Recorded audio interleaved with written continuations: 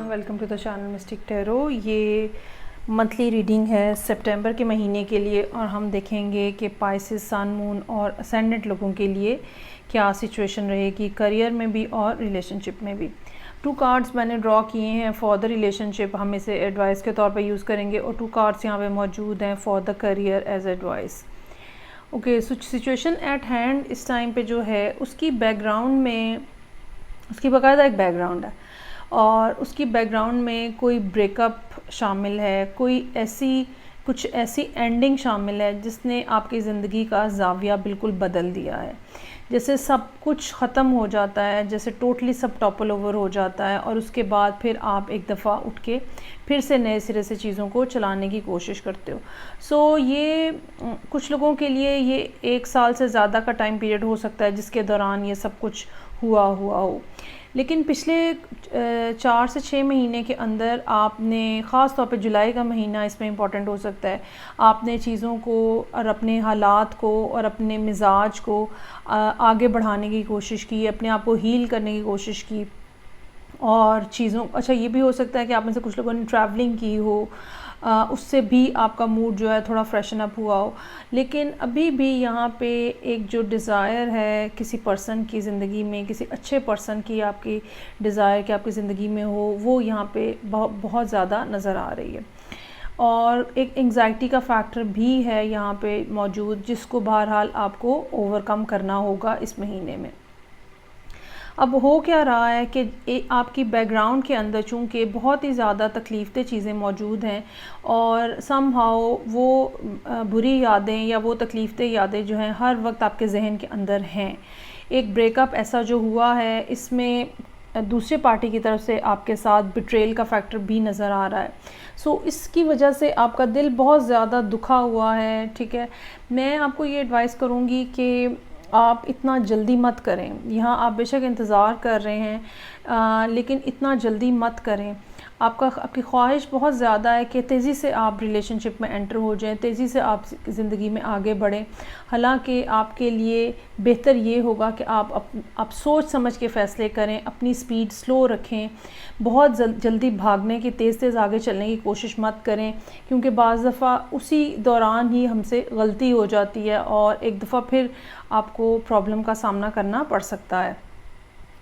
दूसरी बात जो यहाँ पे नज़र आ रही है वो बहुत ज़्यादा ज़रूरत होगी इस महीने इस बात पे फोकस करने की कि आप ठीक से सो रहे हैं, ठीक से रेस्ट कर रहे हैं। ये चीज़ बहुत ज़्यादा यहाँ पे ज़रूरी है क्योंकि आपके लिए जो चैलेंजिंग पोजीशन पे कार्ड है वो भी और जो रीडिंग एंड हो रही है वो भी, दोनों एक ही बात की तरफ इशारा कर रहे हैं कि परेशान होने की कोई ज़रूरत नहीं है, ओवर थिंकिंग की कोई ज़रूरत नहीं है, खामखा की टेंशन मत लें और रेस्ट करें। अपनी हेल्थ का, अपनी बॉडी का, अपनी सोल का ख्याल रखें। बहुत ज़्यादा लोगों से घुलने मिलने की, बाहर निकलने की, फिरने फिराने की ज़रूरत नहीं है। अंदर रहें, अकेले में रहें।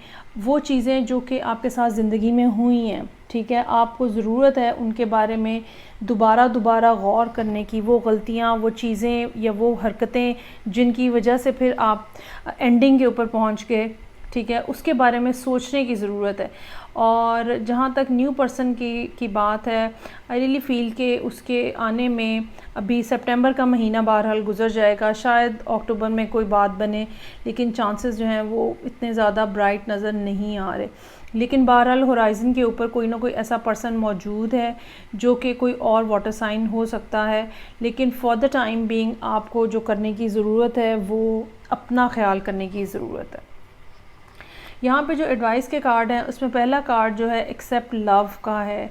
जो लोग आपके इर्द गिर्द ऑलरेडी मौजूद हैं, आपके फैमिली मेम्बर्स, पेरेंट्स हो सकते हैं, सिबलिंग्स, फ्रेंड्स हो सकते हैं, जो कि आपसे बहुत मोहब्बत करते हैं, वो ऑलरेडी इस सारी सूरत हाल को देखते हुए आपकी बहुत ज़्यादा केयर कर भी रहे होंगे और करना भी चाहते होंगे। उनकी मोहब्बत को कबूल करें, उनकी इस फीलिंग को अप्रिशिएट करें, इस कंसर्न को अप्रिशिएट करें जो वो आपको शो कर रहे हैं, और अपने आप को भी माफ़ कर दें। देखिए, होता ये है कि जब भी इस किस्म की सूरत हाल होती है जिसमें एंग्जाइटी होती है और जिसमें हम सोचते हैं ये क्या हो गया और क्यों हो गया और कैसे हो गया, तो उसमें कहीं ना कहीं हम अपना फॉल्ट भी ढूंढ लेते हैं। तो अपने आप से यकीनन आपसे भी कोई ना कोई गलती हुई होगी, अपने आप को भी माफ़ कर दें। किसी भी नेक्स्ट रिलेशनशिप के में जाने के लिए ज़रूरी है या उससे पहले ज़रूरी है कि आप अपने आप को माफ़ कर सकें उन सब चीज़ों के लिए जो पास में हुई हैं, उन सब गलतियों के लिए जो आपने की हैं। अच्छा, बाज़ दफ़ा क्या होता है कि गलती इस तरह की नहीं होती जिसको हम आमतौर पर गलती कहते हैं। बाज़ दफ़ा किसी को टू मच दे देना, टू मच गिव इन कर देना भी गलती होती है। दूसरे के ऊपर ब्लाइंड ट्रस्ट करते रहना भी गलती होती है, क्योंकि यहाँ पे बिट्रेयल का कार्ड मौजूद है। आपको डर है कि एक दफ़ा फिर बिट्रेयल ना हो जाए। सो चांसेस आर देयर कि या तो आपने अपनी आंखें बिल्कुल बंद रखी उस पर्सन की तरफ से, जिसकी वजह से आप बहुत देर तक रियलाइज़ ही नहीं कर सके कि क्या हुआ। सो इस तरह की तमाम बातों के लिए अपने आप को भी माफ़ करें, और वो लोग जो आपके इर्द गिर्द अभी मौजूद हैं उनकी मोहब्बत को एक्सेप्ट करें, और जो कोई नया पर्सन है वो आने में अभी थोड़ा सा टाइम लगेगा। ओके जी, अब हम देखते हैं कि करियर के हवाले से क्या सिचुएशन रहेगी इस दौरान। एंडिंग बहरहाल यहाँ पे एज़ इट इज़ मौजूद है, और कुछ ना कुछ इस किस्म का सूरत हाल हो सकती है जिसमें टोटली जॉब ख़त्म हो जाए, और या ये कह लें कि जहाँ पर भी आप काम कर रहे थे, चाहे वो बिज़नेस था चाहे वो जॉब थी, सो वो इस तरह से ख़त्म हो जाए कि आप उसके ऊपर दोबारा वापस नहीं जा सकते।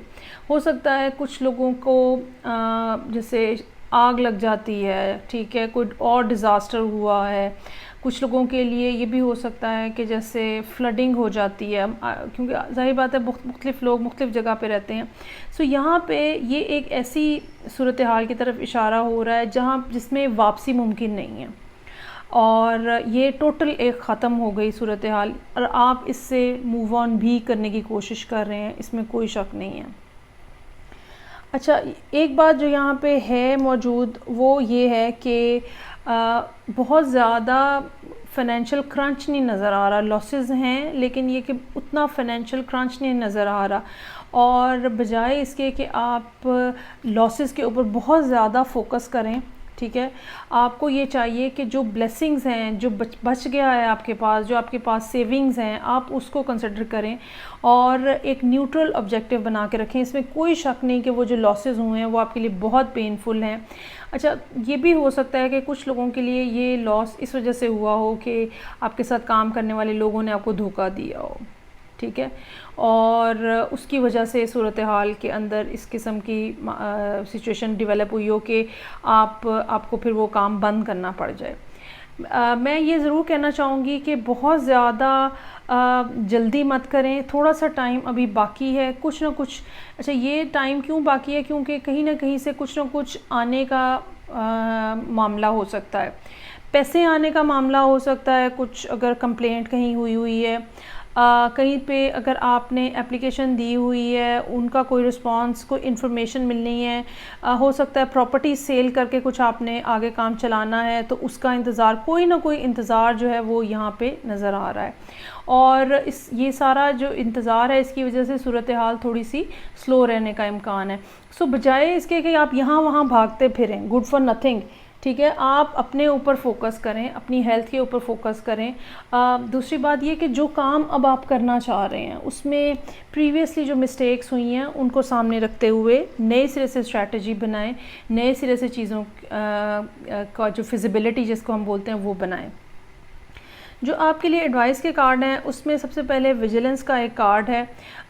ये बात याद रखिएगा कि बज़ाहिर हमें लगता है कि सिचुएशन में बस एक यही पॉसिबिलिटी है, लेकिन अगर हम केयरफुली देखें तो हम बहुत सारी ऐसी मूवमेंट को नोट कर लेते हैं जो कि सरसरी नज़र में देखने में हमें नज़र नहीं आ रही होती।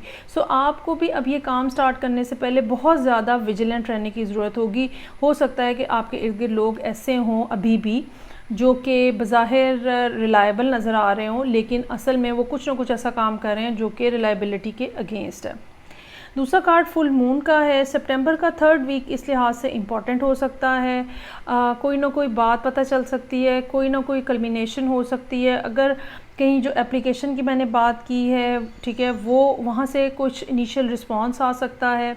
लेकिन ऑल इन ऑल ये मैं ज़रूर कहना चाहूँगी कि इस महीने आपका फ़ोकस जो है वो बेजा यहाँ वहाँ घूमने की बजाय या खामखा की स्ट्रगल करने की बजाय आपको अपनी जगह पे रुकने की बैठने की ज़रूरत है, प्लान बनाने की ज़रूरत है, वो सब डिटेल्स तय करने की ज़रूरत है जो कि पिछली गलतियों को ना होने दें, और नेक्स्ट जो कोई प्रोजेक्ट आपको करना है उसकी जो सब तफसीलात हैं वो आपके पास बाकायदा इन राइटिंग होनी चाहिए। इस चीज़ की बहुत ज़्यादा ज़रूरत नज़र आ रही है यहाँ पे।